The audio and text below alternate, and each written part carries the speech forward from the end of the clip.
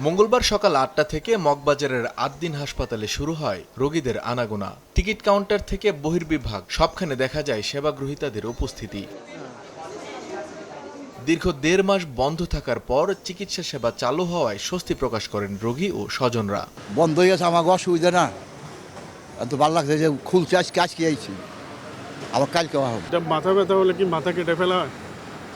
এটা কোনো রকম না, যদি কোনো সমস্যা হয়ে থাকে তাহলে এটা সুষ্ঠু সমাধানও আছে। তবে সেবার মান নিশ্চিত করা এবং ভবিষ্যতে যেন দুর্ঘটনার পুনরাবৃত্তি না ঘটে সে বিষয়ে বাড়তি নজরদারির তাগিদ দেন রোগীরা। আমাদের থাকবে যে হসপিটাল কর্তৃপক্ষ ওনারা ওইভাবে যাতে তদারকি করে যাতে এই ধরনের ঘটনা কখনো না ঘটে। আমি একজন দায়িত্বশীল মানুষ হিসাবে আমি চাই সারা দেশের সমস্ত রোগীরাই যাতে সেফটিতে থাকে, এবং আমরা কর্তৃপক্ষের কাছে এটাই আবেদন করব।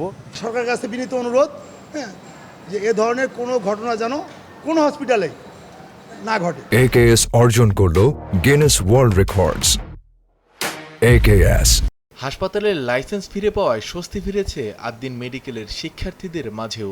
হসপিটাল আদ্দিন হসপিটাল খুবই ভালো হসপিটাল, আর হসপিটাল বন্ধ which caused a lot of haphazard situations, and I am very happy. আমি খুবই খুশি। লাইসেন্স ফিরে পেয়েছে, আমরা অনেক খুশি। আমরা আবার থেকে ওয়ার্ডে যেতে পারবো, পেশেন্টদের সাথে দেখা করতে পারবো, তো এটাই অনেক। ৪৫ দিন আমরা আসলে অনেক টেনশনে ছিলাম, যেহেতু থার্ড ইয়ারে আমাদের ক্লিনিক্যাল ক্লাস স্টার্ট হয়। হাসপাতাল কর্তৃপক্ষ বলছে সেবার মান উন্নয়নে বন্ধের ১.৫ মাসে অবকাঠামো উন্নয়নের পাশাপাশি কর্মকর্তা কর্মচারীদের বিশেষ প্রশিক্ষণ দেওয়া হয়েছে। আমাদের ভেন্টিলেশন একটু প্রবলেম ছিল, কিছুটা প্রবলেম ছিল, সেগুলোকে আমরা আরও বেটার করেছি এবং আমরা মেক শিওর করছি যে আমাদের এখানে কোনো রকম কোনো ইনফ্রাস্ট্রাকচারে যেন আমাদের সমস্যা না থাকে।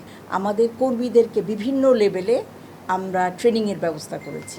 ৬ নবজাতকের মৃত্যুর ঘটনায় গত ১১ জুন স্বাস্থ্য অধিদপ্তর হাসপাতালটির লাইসেন্স বাতিল করে। পরবর্তীতে হাসপাতাল কর্তৃপক্ষের আবেদন ও সার্বিক পর্যালোচনার পর লাইসেন্স ফিরিয়ে দেওয়ার সিদ্ধান্ত নেয় সরকার।